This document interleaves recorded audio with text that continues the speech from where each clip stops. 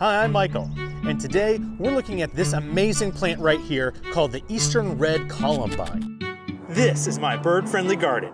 Now this plant is so important to have in bird-friendly gardens because of its nectar value. And there's one really special bird that loves nectar. That's right, it's a ruby-throated hummingbird. When those hummingbirds are coming through, they're looking specifically for columbine flowers so that way they can get all that nectar that's all the way high up in these flowers.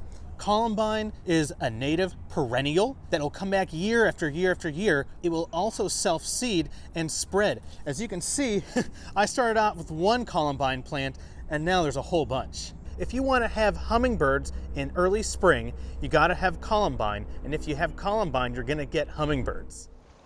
To find out more about native plants, check out the audubon.org/native plants website, where you can find our native plants database. Just enter your zip code and you can find the best kinds of native plants for your area.